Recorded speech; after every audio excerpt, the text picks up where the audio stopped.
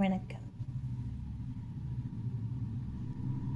ஆண்டாள் நாச்சியார் அருளிச் செய்த திருப்பாவையின் 30வது பாடல். இந்த மார்கழி மாதம் முழுவதுமாக நாளுக்கு ஒன்றாக இந்த பாவையர்கள் தம்முடைய நோன்பினை மேற்கொள்ளுவதற்காக பல்வேறு விதமாக பரந்தாமனை பாடி பரவசமடைந்து அவனிடத்தில் அருளினை வேண்டி நின்றார்கள் இல்லையா? ஒரு கட்டத்தில் அவங்களுக்கெல்லாம் என்ன புரியுது? இறைவனின் திருநாமமே நிலையானது, அவனது கழலடிகளை நாம் சேர வேண்டும், அதுதான் நமது பிறவியின் பயன் என்பதை அவர்கள் உணர்கிறார்கள் இல்லையா? வங்கக்கடல் கடைந்த மாதவன், அந்த நீல நிற கடலை கடைந்து என்ன கிடைச்சது? நமக்கு அமுதம் கிடைத்தது. அதற்கு ஆதாரமாக நின்றவன், அவனை போற்றி பணிந்தார்கள். யார் போற்றி பணிந்தது? அழகிய முகத்தை கொண்ட மதிமுகம்னு சொல்கிறோம் இல்லையா? அதுபோல நிலவின் ஒளி பொருந்திய முகத்தினை கொண்ட அழகிய பாவையர்கள் தங்களுடைய நோன்பிற்காக அவனை தினமும் சென்று இறைஞ்சி வணங்கினார்கள். அங்கப்பறை கொன்ற ஆற்றை அவர்கள் தம்முடைய அனைத்து குற்றங்களையும் நீக்கி இறைவன் நமக்கு கருணை புரிவான் என்ற எண்ணத்தோடு அவனது புகழை எல்லா நாட்களும் விடியற்காலையில் எழுந்து சென்று பாடி மகிழ்ந்து கொண்டாடினர். அவ்வாறு கொண்டாடிய மக்களுக்கு ஆண்டாள் என்ன சொல்றா? பெரியாழ்வாரின் பெண்ணல்லவா இவள்?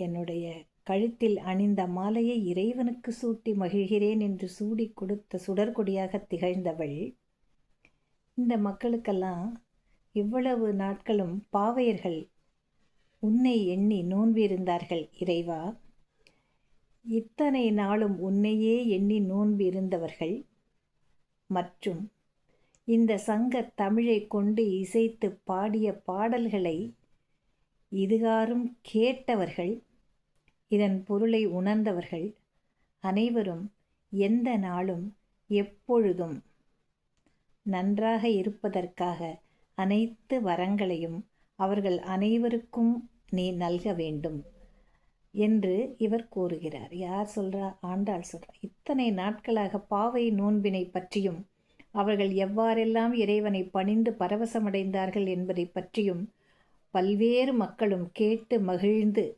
அவர்களும் எங்களோடு இணைந்திருக்கிறார்கள் இல்லையா இறைவா? அவர்களுக்கு நீ என்ன செய்ய வேண்டும்? உய்யுமாறு வழி காட்ட வேண்டும். இவ்வாறு கேட்டவர்களும் பாவை நோன்பை மேற்கொண்டவர்களை பற்றி கேட்டவர்களும் அதனை உணர்ந்தவர்களும் எப்பொழுதும் எல்லா நலங்களையும் வளங்களையும் இறைவனது அருளையும் பெறுவார்கள்.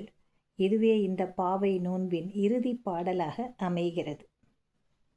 அப்போ நம்மெல்லாம் கேட்டோம் இல்லையா இந்த பாடல்களை? நமக்கெல்லாம் என்ன? இறைவனது அருள் எப்படியும் எப்பொழுதும் கிடைக்கும். அதைத்தான் ஆண்டாள் சொல்கிறார். நோன்பு இருத்தல் என்பது பொருட்டல்ல. எப்படி இறைவனது அடியாருக்கு நாம் தொண்டு செய்தால் நம்மை இறைவன் நமக்கே சேவகனாக வருவானோ, அதே போல இந்த பாடல்களை கேட்டு அவர்கள் செய்த செயல்களை உணர்ந்து மகிழ்ந்து இறைவனை துதித்து கொண்டிருக்கிறார்கள் அல்லவா? அவர்களுக்கும் இறைவனின் பரிபூரண திருவருள் கிடைக்கும் என்பதாக இந்த பாடல் அமைகிறது. பாடலை காணலாம்.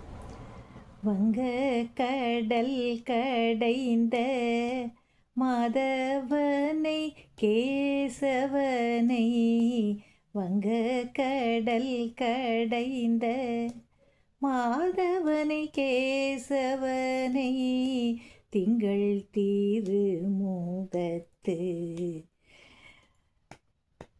சேயிழையார் சென்றிறைஞ்சி, திங்கள் திருமுகத்து சேயிழையார் சென்றிறைஞ்சி, அங்கப்பறை கொண்ட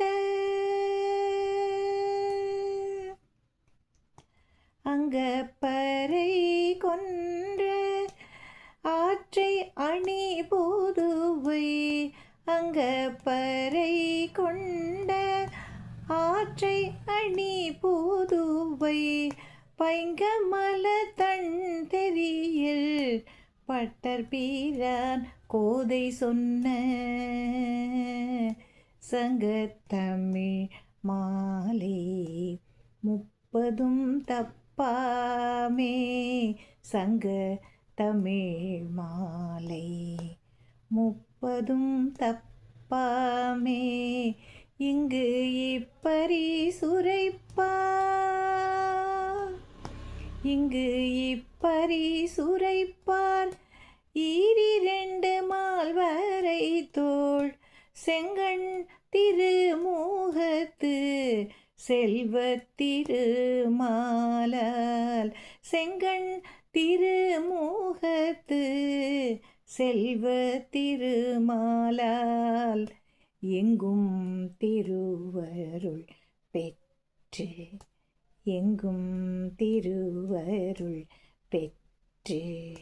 இன்புறுவரெம்பாவாய்.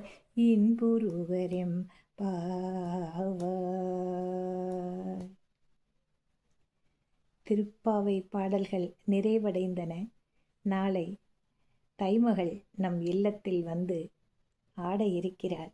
தகதகவென மின்னும் அந்த சூரிய ஒளியில் நாமும் பளபள பொங்கலை அவனுக்கு படைப்போம். வாழ்க வளமுடன். அனைவருக்கும் கோடானு கோடி நன்றிகள். நன்றி.